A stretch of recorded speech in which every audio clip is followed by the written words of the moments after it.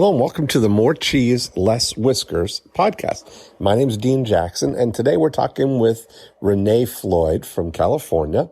And Rene has a wonderful business helping people with a big challenge that they have, which is making their beautiful, kinky, curly, wavy hair as beautiful as possible. Now, Rene is a retired hairstylist who developed her own products, her own methods for helping this specific situation. I love it. A single target market. And she's got a line of products that she helps people tame and make their beautiful, kinky hair beautiful. So it's a wonderful target audience. She's got great products and she has a great business. And we talked about overlaying the idea of a before unit, a during unit, and an after unit on it, and found that a lot of her business is after unit. And that's really where a business like this, when you've got something that you can solve a problem for someone, provide a solution for someone, create an experience for someone, and they love it, then they have an opportunity to come back again and again and again. That's your great opportunity to build an amazing business. We also talked about the before unit of acquiring new business, how much you would cheerfully pay to develop a new customer. And so we had a great little breakdown of how to think about that. And you'll see what we ended up talking about there. But I think you are really going to enjoy this episode. So here we go. Rene Floyd. Good morning. How are you? I am excited to talk to you. All right. I'm excited to talk with you. I'm getting seated in my evil scheme hatching chair. Okay. There we go. So where are you calling in from, Rene? I'm in Southern California in Perris. Okay. I like it. Yes, in the IE. Okay, perfect. The Inland Empire. Exactly. Okay, not many people know that. Good. Right. So yes. I'm excited to hear the story of Rene Floyd and how what you're doing and what we can kind of focus on here. Okay. So how does it all start? Yeah. Okay. Well, wow. My business is Beautiful Hair Products. And it all started when it started years ago. My children were really small, and I wanted to do something that I was an expert in, and that is hair. And just to make extra money to help, with the family budget and things like that. Yeah. And, I was just trying something, just to make a couple extra dollars. And so I made a flyer, to pass out to, I think I wasn't even into social media and all that stuff at that time.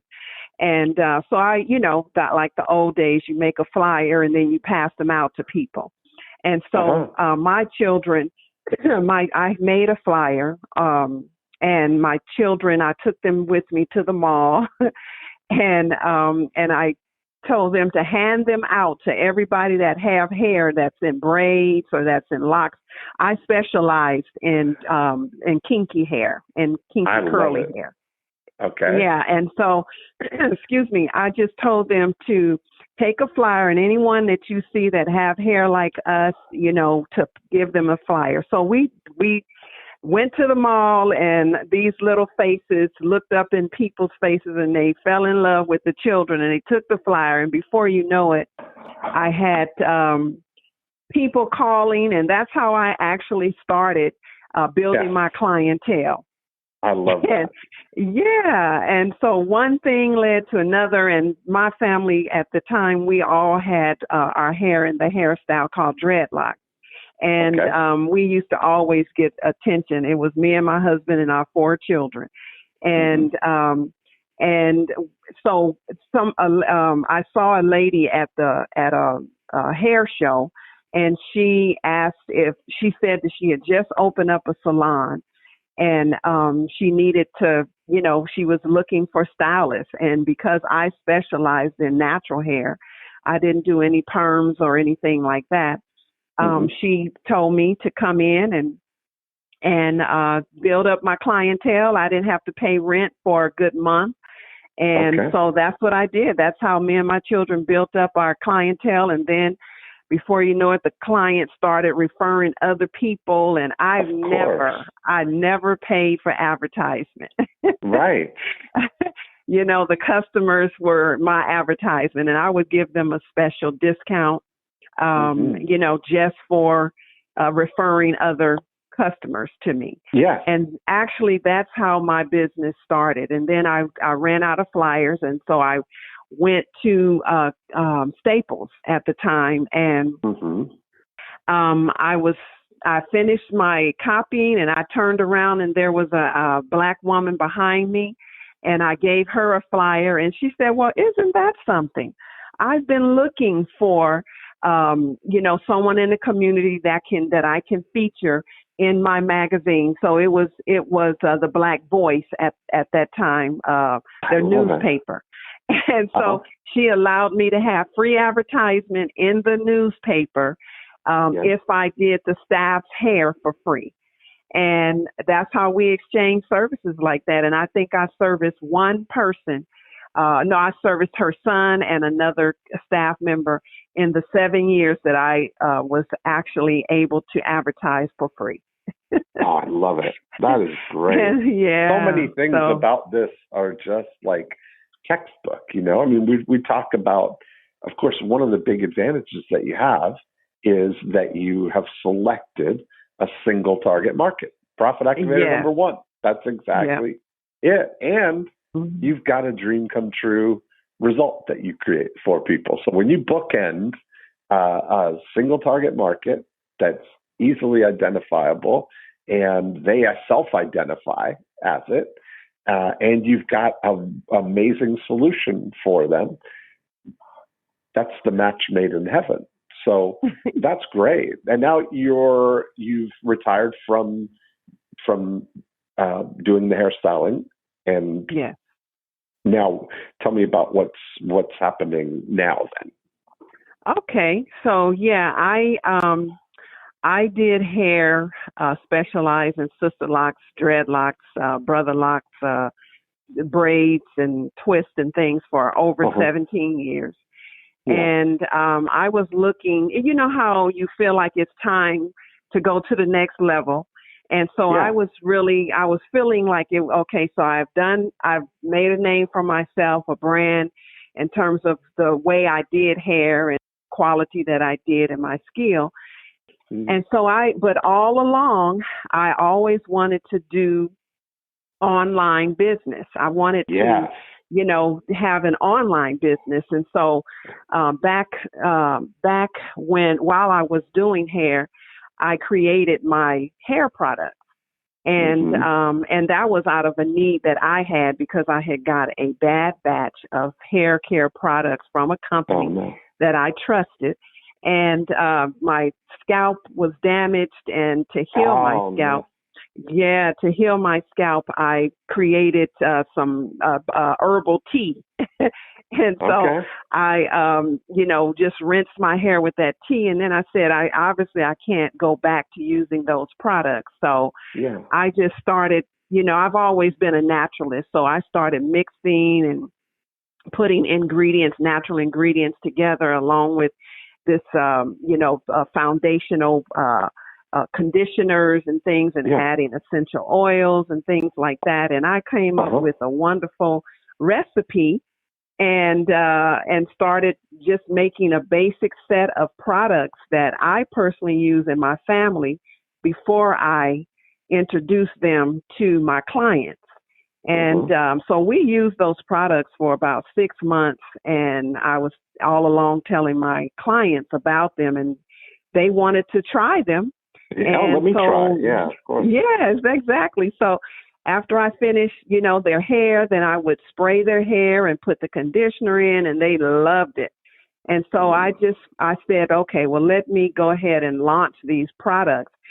And at the time, I didn't know I don't even know if Shopify was around, but I created a website via WordPress. And I'm telling you, they just took off. I started selling them online, and I was so as I was selling my products and working on my clients, I said, I want to do this full time. So when I finished doing hair for the day, I would go and work on my website. And after I did that for, I think I was selling my products for about 5 years or 6 years before I actually retired. And since retiring, I sell my products full time online. and how long has that been now? I've been online now for 6 years. I've been I've been online for 10 years, but been full time e-commerce for 6 years since retiring. Yeah. And it's just going wonderful. Wonderful. Now I want to teach others how I did it. How I did it. So now I'm going into another level in my business. Oh, this is so great. So what is there still room for growth in the primary business? Yes, the hair care business. You've capitalized on everything, or is it you still got room to grow with that? Oh, I still have room. I mean, I barely scratched the surface. Okay. Well, let's talk about that first. Okay. Well, let's talk about that first, because that's kind of you've got lots of opportunity there. How many customers do you have, or how do you overlay? I'm not sure how familiar you are with all the things we talk about here about the before unit and the during unit and the after unit. When we look at that, I imagine that people repeat buy your products. How frequently do they buy? I have a faithful few that just, buy over and over and over. Right. And I have a list. I do have a list of people that are subscribers. And so I have, I have about, consistent customers online is like maybe 60 or more, so you've got so much potential here then, because there's way more than 60 people with that hair. Now, is it just for black hair, or is it are there anybody who has kinky hair, or is it primarily? Oh yeah, it's any. So my tagline is beautiful hair products are specially formulated for those who were born with kinky, curly, wavy, beautifully textured hair. Right? Okay, great. So whoever falls in that line. Yes, okay. It's the hair that I'm going after, not necessarily the race, because you have so it's the hair type. So, the hair type that's curly likes moisture. It likes moisture, and so our hair thrives more. When I had hair, I had beautiful curly hair, and that was it was when I went to college. I was dating a girl who introduced me to Infusium, and that was a life changer for me. I remember how just when you put in this leave-in conditioner, that it was just what a dramatic difference in how soft and my hair was, because normally sometimes curly hair, of course, gets dry. So you're right. So I get it. Okay, so if I'm overlaying now, this is how I would take the approach here. is look at it and say, of your entire business, of all the revenue that came in the last 12 months, how much of your business came from people who had already purchased from you in the 12 months previous? So let's say, we went back to today's October 1st. So we go through end of September last year and say, of all of the people that that bought from you in the last 12 months, how much of your business is from your after unit? Do you track it like that? Yes, I do. Excuse me. Yes, I do, sort of, kind of. Okay. I do. So are you saying how many repeat, what's the percentage amount? Yeah. Okay. I'm saying, whatever you want to know. This is where driving your growth of your business is primarily about awareness and knowing your numbers, right? Right. So exactly. What we look at is the revenue and the number of customers that is, and we get those ratios, right? So if you say of all 100% of the revenue that came in the last 12 months, if you were to look at it, what percentage do you think would have been people who've already purchased from you? Oh, I see. Versus people who bought for the first time in the last 12 months. Okay. Right. Okay. So I would say like 45% are repeat customers that repeated their buying, and I have a lot of new customers, and so yeah. Now, if somebody is a natural, like if you say they are a repeat buyer, if somebody's a regular user, how often would that require that they buy the products? Like how frequently would people be going through it? Is it like a shampoo and a conditioner, or is it a what would be the natural frequency if you're on the system kind of thing? Okay, I see. So it would take it depends on the length of their hair and the amount of hair that they have. And as in terms of how much they would use. So a person with like shoulder length hair like mine, it would take them for a complete set, which would include the shampoo, the spray, the conditioner, and the oil.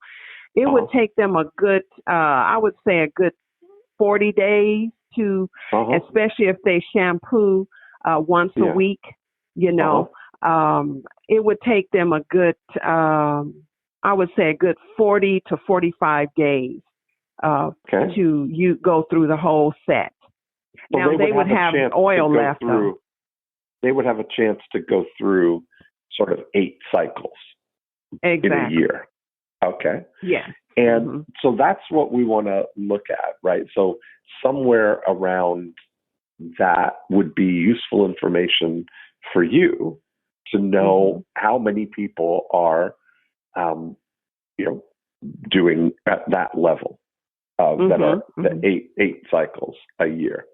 And then how many are less than that? Some people may, you start to look for the patterns, right? The goal of your after unit is 2 things. 2 of our profit activators are after unit focused, meaning Profit Activator 7 is about nurturing lifetime relationships with the people who come into your business. And then Profit Activator 8 is about orchestrating referrals. So just in the after unit of your business, there's lots of opportunities for focusing on expanding your business and expanding the relationship that you have with people. And do you measure referrals? No, I don't. Okay. I do not measure referrals. Okay. And so but you get referrals, you said. Like you must, yes. Right? Yes, I do. Okay. Not as well, like, because I don't really measure like that. Yeah, right. I don't really know those numbers, honestly. But I bet you could. And there's a thing, right? Like when you look at it, this is taking an intentional approach to this. How many, if we were to look at the first thing that you want to kind of look at is of all the people that you know who are associated with your business, meaning you've got their, they're either a prospect or a client. How many people are in your universe there? How many do you have names and email addresses and physical addresses for? Well, on my list, I have over 500. Okay. Socially, online, like for my Facebook, I have like 1,800, almost 1,900 followers. Yeah. Excuse me. So here's what you want to do with your list of the 500 right now, because those are what we call visible prospects or your clients, right? As you want to have a distinction between, we want to divide these 500 into customers and non-customers yet, unconverted people yet, right? Would some of these 500 be leads, or would they all 500 of them be people who've bought at least one time from you? Oh, yeah, most of them are leads. About 40% are customers. Okay, great. So there we go. So now we're getting to the point there. So we're looking at 200 of them are customers, is what you're saying? Okay. Yeah, about. So that's the big picture of your after unit. And what we look at there is, of those 200 people, how much revenue do they generate, the customers? Oh, probably about 40,000 a year. Okay. Right now, these are low. They're not high ticket. Right, I get it. Items. I get it. So right now, if we look at that they're about $200 a year per customer, sort of thing. That makes sense. Yeah, 200. Yeah. Times $200 is $40,000. Okay. Now, what we look at is the goal of the after unit would be to expand that, right? So, is there? It feels like people with curly hair, with kinky curly hair, especially like that, who have done something like what you offer, would probably get compliments on something like that, right? Like it would create a noticeable difference for people, and that would probably come in some percentage of it from other people that they know with curly hair. Right? That would be a great referral opportunity there.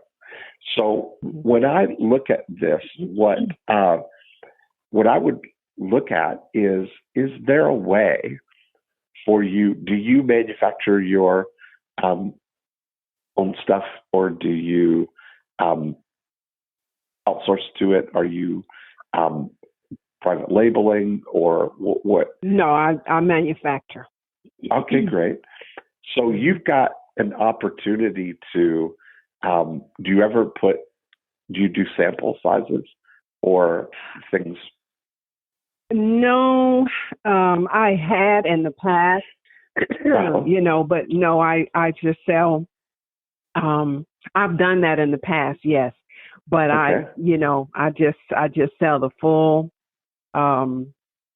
full size, and I have my YouTube channel where I show them how to use it and that kind of thing. Right. Mm-hmm. So part of it, the reason I'm asking about that is that would maybe be the perfect opportunity for those existing people to be able to introduce you to people who also have curly hair. That when they're talking about it, because all referrals happen as a result of conversation, and that your customers are in conversation with people, and odds are, if they're talking with somebody else with curly hair, that the topic of your hair looks great, or curly hair is going to come into the thing. And what we want to do is, whenever that conversation happens, we need to trigger three things. That number one, that they notice that the conversation is about curly hair. And number two, that they think of you.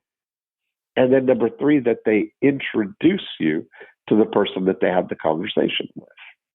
And so if you were to program your customers to think like that and give them an opportunity to be a hero, right? If you were to say, and this is where I always say, gift a friend or bring a friend is more compelling than refer a friend, right? So if you were to say, just a quick note in case you hear someone talking about struggling with their dry curly hair, especially as the winter's arriving now, or what is it, worse in the winter or worse in the summer, whatever would be timely for the thing, right? And to say, if you hear someone talking about this, give me a call or text me, and I'll get you a sample size of our beautiful hair products to gift to them. Now, that may, part of when you look at the math of it, that may be the least expensive customer acquisition strategy that you could have. Because how much in the before unit now, how much does it cost to acquire a new customer? Now, I know it's different because you don't do any advertising, right? Right, yeah. Have you done any advertising in the past, or? Tried it with the Facebook, but I have never been successful at it. The most success that I have is relationship marketing. So I like to talk to the person and one-on-one a lot of times. If you could, Rene, if you know that on average that a customer is worth $200 a year to you, right? That's on average. That each time you bring a new customer in, that they're going to be worth $200, because it would be easy to assume that if you had 400 customers right now, that would equate to $80,000. Right? And 1,000 would equate to $200,000. Okay. So it's just a linear path to that. Right? What would be your aspiration? What do you think is your capacity for it? How much could you handle?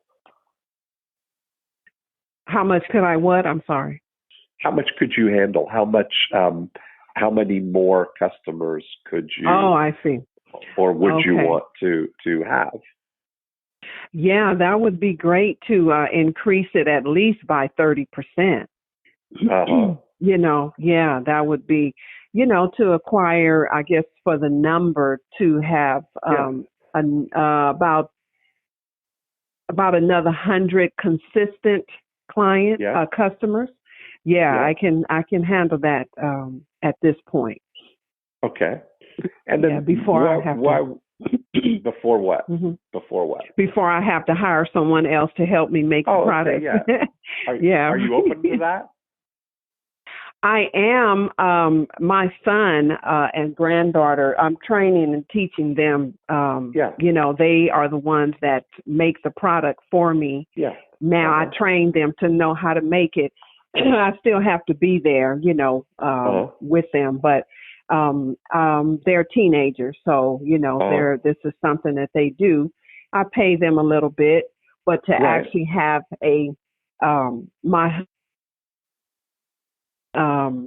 going to be working in terms of helping make the product as well. So it's really, I'm trying to keep it in the family. I got it. But if I have to hire someone else, yes, I'm open to hiring someone that's specifically trained in manufacturing hair products. Yeah, and I mean, imagine that there would be a certain level where you would reach that a co-packer would be able to manufacture it for you. Exactly. Right, where that way you've got unlimited scale. Possibilities. So that's all there. It's just all the economics of it, right? Once you get to the right level there. Do you have a unique formulation that? Yes, I do. Okay, so you've got the only product like it. Exactly. Yeah. Out there, I made the recipe up. Okay, and that's like a secret formula that nobody would be able to copy. So that's an advantage. Yes. Proprietary. Okay. Yeah. Right. Okay. So when you look at it now, if you were saying that every time somebody comes in, that they're worth $200 to you, that's going to be $200 a year per customer that you're bringing on with you. And do you find that once somebody comes in and gets established that they stay with you for years, or is it something that they try for a little bit and then move on to the next shiny object kind of thing? I would say maybe 25% of the customers that come on, they stay. The rest, a lot of in this industry, in the hair care industry, especially the black hair care industry, you have a lot of people, they call themselves product junkies. Yes, right. So they're not loyal to any particular one brand. They, whatever sounds good to them or smell good or, so you have those that just like to have a lot of different products. But the ones that really stick with me are the ones that, they're looking for something simple, effective, and natural, and handmade. So, and normally my customers tend to be those who have problem hair, who have fragile hair. So, those are my faithful customers. I got it. So, and that's so fantastic. When you look at it, then because you're not doing any advertising, what would you say? Like if I said to you, listen, I can bring you new customers, as many as you want, I can bring you 100 new customers. How much would you cheerfully pay to have a new customer? Cheerfully? That's a great word. Yeah. So, Yes, it is. I never heard it like that, but I like that analogy. Yeah. To acquire a new customer, I mean, the only reason why I don't advertise, and like I said, I haven't even really scratched the surface, and I know that Right. I'm coming to that part of going Yeah. to the next level is advertising. And I cheerfully, I think $5 per customer is the max that I would think about at this moment. So tell me tell me how you think about that. Tell me how you think about that and came to that calculation. Because it's an interesting thing. Okay. I just because I'm very intentional. I just don't feel like it should cost that much to acquire a customer. Ideally for me, because my niche is so intentional, I think even maybe $1.50, to acquire one customer is good enough. And like I said, I'm not an expert in advertisement and how that all works, but financially, but $5, if I was to get a highly targeted customer that's actually looking specifically for what I have, I would pay $5. Yeah. Okay. I would pay that. But on the norm, I think $1.50 would be the max for what I can handle, I guess, and for what it would take to attract the type of customer that I need. So say that what you mean by that $1.50 would be the max you could handle. Say what you mean about that.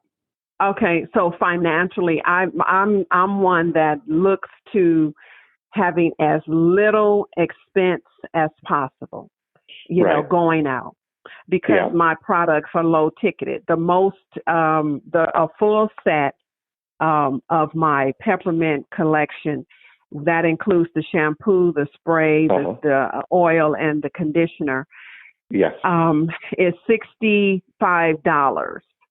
Okay. And so, then I have to subtract the cost that it cost me to make the product. What kind of margins do you have on that? So to make a complete set, it's like $15. Okay. So you've got, it's like, so 4 times your cost. You've priced it at 4 times what it costs you. Mm-hmm. Right.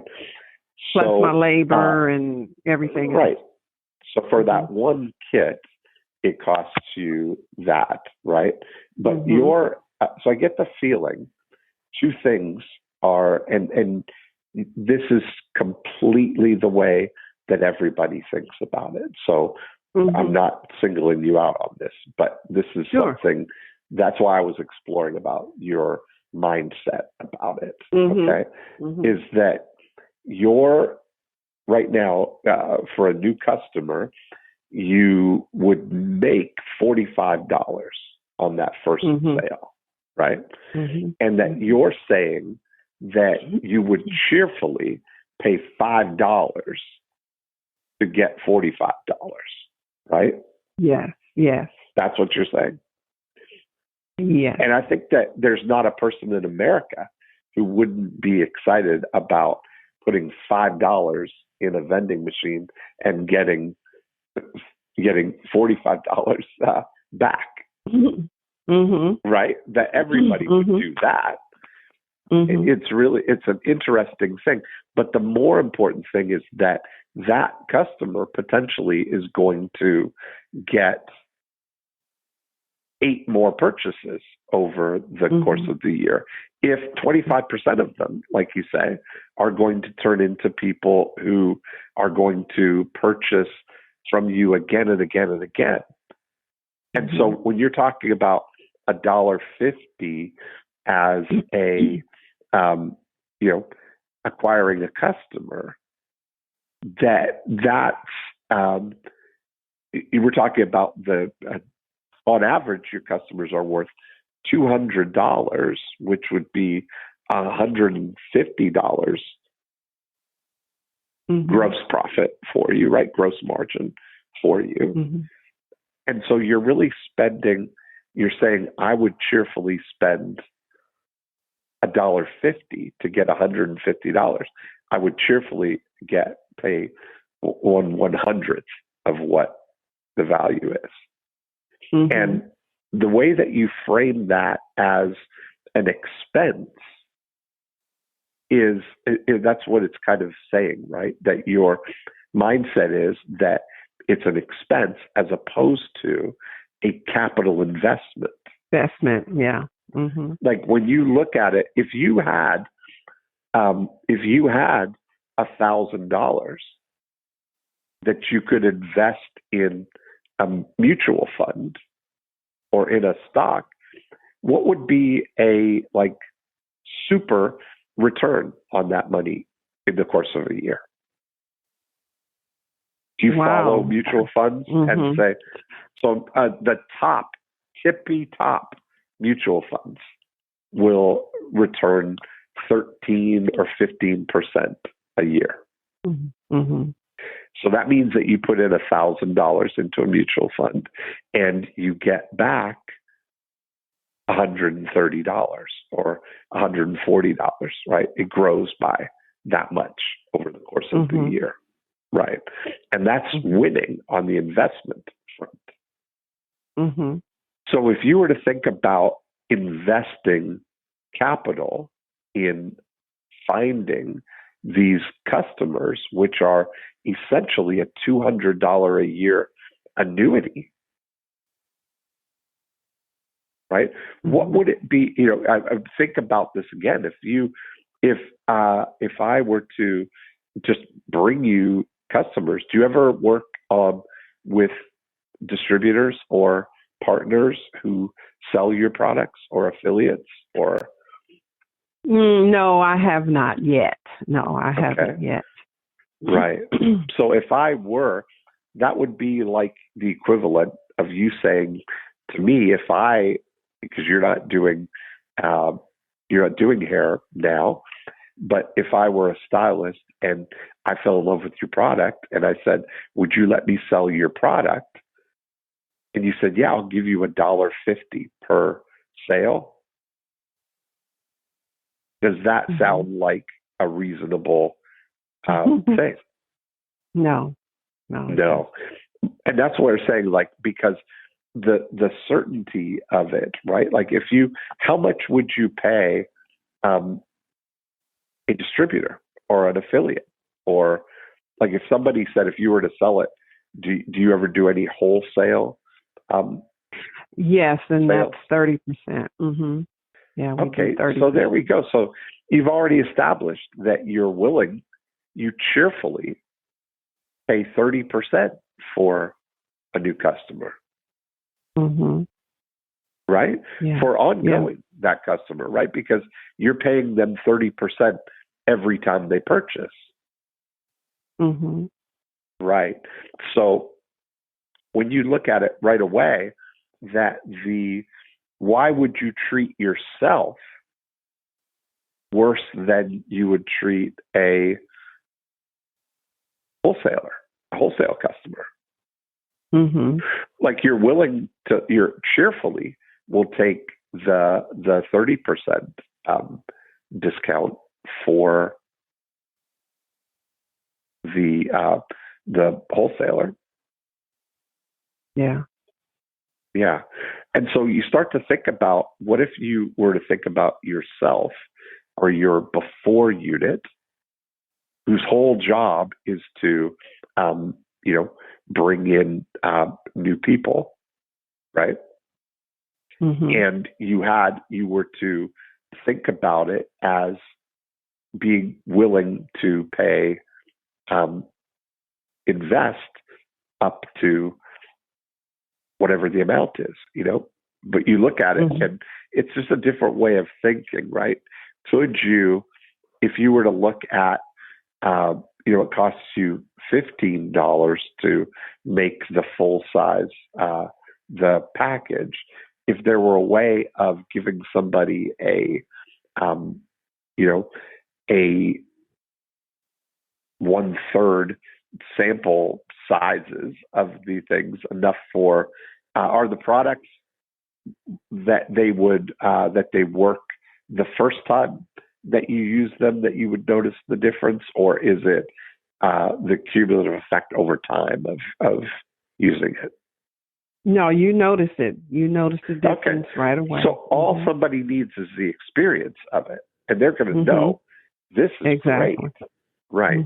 So everybody, because people with curly hair have had the problem of dry and not satisfactory products for years, ever since hair care products came into existence, right? So they've heard everything and they've tried everything, and in their minds, you're just another product with promises, right? But the best customer is somebody who has had an experience of that. And so when I look at, even if you were to start with your existing customers and start it as a referral based thing, where people were able to bring in to refer their friends by giving them a sample kit, that lets them, they get the benefit of being a giver to their friends. And so it's much easier for them, because they want to get the glow, the shine, the appreciation that they get from being thoughtful enough to give somebody a gift, to introduce them to something, rather than, so you're turning your customers into gift distributors rather than turning them into salespeople. Because otherwise, the way it is now, what they have to do is, these products are so good, you need to try them. They need to convince them to buy the products. That's how the referrals that you're getting are happening, right? Word of mouth. But imagine if all they had to do was get them to try the product for free. And now you've got some percentage of them hooked on the product, 25% of them hooked on the full system every 8 times a year for years. That's a really valuable way to think about it, more than thinking about it as an expense. You think about it as a capital investment in more, it's like buying instruments that, financial instruments that mature in a year, kind of thing, where you don't need to recoup the cost of the first try with something, because that then the ongoing customers, there's no cost in maintaining them. Does that make sense? Right. Yes. Yeah. Yes. And that's what we want to do, is grow that list that way. If you've got something that's great, you just need to be able to shout about it from the mountaintops and get it in the hands of people with curly hair to experience it and try it. Right. And that's where the great thing is, rather than trying, this is one of the greatest lessons that I've ever discovered is, and I've tried everything, in terms of getting new customers. And if there's any way possible to incorporate a free trial into something, that's my go-to thing. Because I look at it, the biggest lesson I've learned is that sometimes it's less expensive to get somebody a result than it is to convince them to give you money to get the result. Mm-hmm. It's less expensive for you to get somebody with curly hair to try your product at your expense than it is to convince them that they should give you money to try your product. Mm-hmm. That's true. And winners are magnanimous.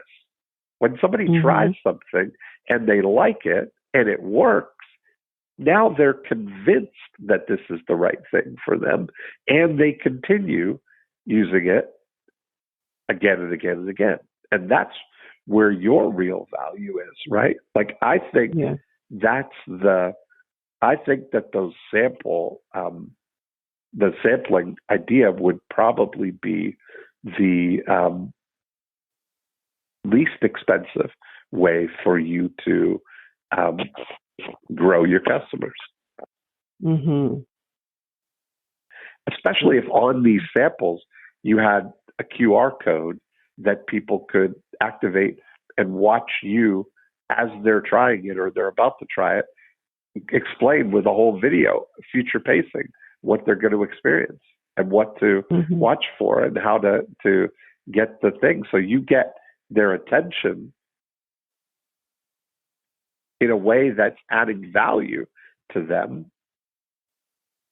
And you get to future pace what they're going to experience. It's pretty neat, and that way you've got the opportunity for them to, you make a offer for them to buy their first order.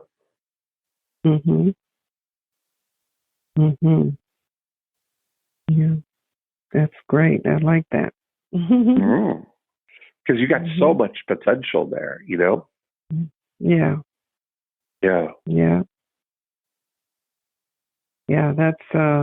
That's great information. Good advice. And that's also, part of the thing that you've got. Do you have excess inventory, or do you make it on demand? Do you? Oh yeah, I have. I make it up, and then I make it up and have the inventory. Yes. You do. Okay. And So that would just be about, but you keep it in bulk batches. Yes. And then you fill the products. So think about how you could present, a 45% scaled, maybe how many uses would there be 40 days worth in your $60 package if they do it once a week, kind of thing? Is that what? Yeah. So it'd be six servings or six. We'll call it. So if you were to have like a two serving trial package, right, where they could try it twice, and then, wow, that was really great, and then try it again, and this really is great. And now the opportunity for them to repurchase. I think that's a pretty, that would be a really good, least expensive growth strategy for you. I like that idea. Yeah, I do. I like that idea. And that way, the other way you can do this is offer a gift card. We've been doing on Facebook. You can introduce a product and offer a $30 gift card for somebody, which allows you to maintain the price integrity kind of thing, without doing the discount. But it's a new customer gift card that they can apply to your products to introduce people to it. Yeah. That's a great information as well. Yeah, I offer gift cards on my website. Okay, perfect. Electronic gift cards. Yeah. So, yeah. So I know that's the next step is to, go ahead and put like a advertisement budget and campaign together. I know I need to do that. Yeah. But I would start with your after unit. I would start that way and say, especially because the holidays are coming, if you were to package up a little gift pack, that somebody could give as a stocking stuffer or a nice little gift thing for their friends with curly hair. That's a nice thank you, especially to the top 60 customers that you talk about, that you've already made a lot of money from those relationships. They're the core of everything. So to have that as a way of, both a thank you for them, but also a way to help spread the love over the holidays. That's right. That'd be a great thing, Yeah, that's a good idea. Yeah, I wrote some of these things down. Oh, good. Well, that's good. Yeah, take notes. I'm a note taker. But now we're going to find out, are you an action taker? Yes, I am that as well. Anybody can take the notes, Renee. That's what we need is the action. Yeah, that's it. But you strike me as an action taker, so that's good. Yes, definitely. Yes, I will definitely put some of these things into play. I'll just go back to what I used to do, and that is have the little free samples, the trial. But I do like the little gift pack, and I still have some containers, the gift size containers that I can fill up and start right away. Yeah. So I'm an action taker. I've done this before, but you have to keep doing what was working. And are you interested in expanding your wholesale, like to get stylists on board, or? Yes, I am.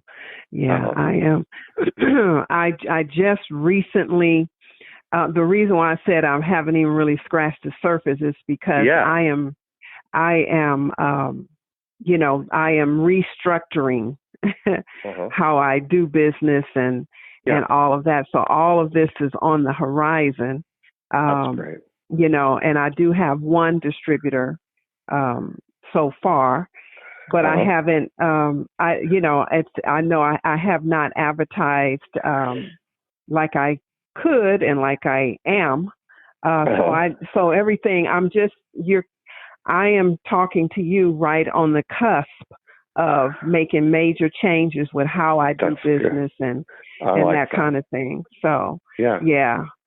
So hopefully. I think that's exciting. How did we get connected? How did you end up on More Cheese Less Whiskers here? How did you discover me? Well, Dean Graziosi mentioned you. Yeah. Okay. And I I'm a KBB member. His knowledge business broker business.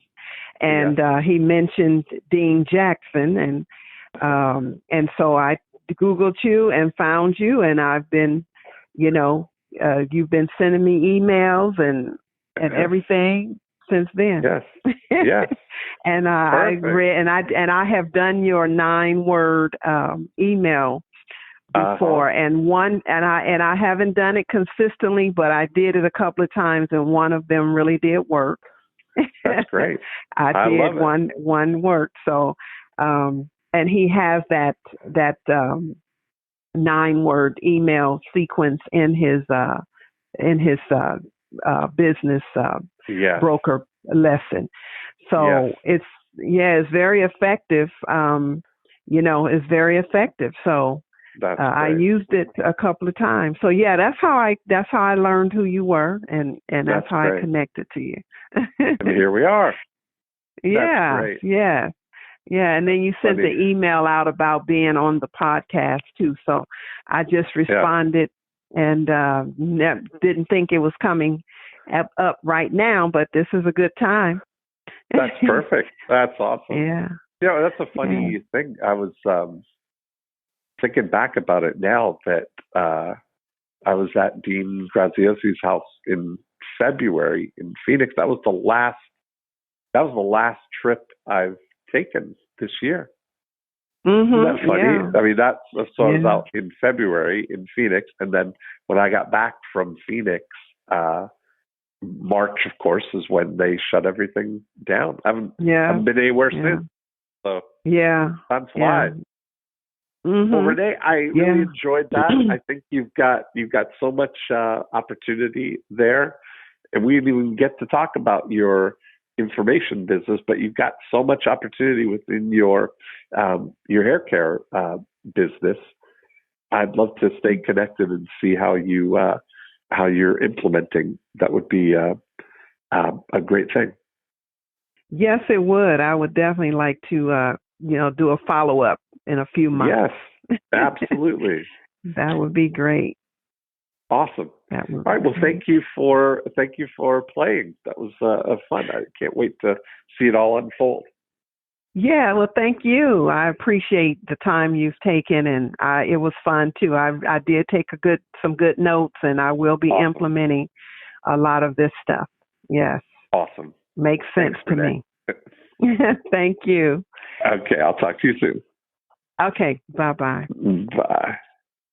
And there we have it. Another great episode. Thanks for listening in. If you want to continue the conversation, we'll go deeper in how the 8 Profit Activators can apply to your business. 2 things you can do. Right now, you can go to morecheeselesswhiskers.com and you can download a copy of the More Cheese Less Whiskers book, and you can listen to the back episodes, of course, if you're just listening here on iTunes. Secondly, the thing that we talk about in applying all of the 8 Profit Activators are part of the Breakthrough DNA process. And you can download a book and a scorecard and watch a video all about the 8 Profit Activators at breakthroughdna.com. And that's a great place to start the journey in applying this scientific approach to growing your business. That's really the way we think about Breakthrough DNA, as an operating system that you can overlay on your existing business and immediately look for insights there. So that's it for this week. Have a great week, and we will be back next time with another episode of More Cheese, Less Whiskers.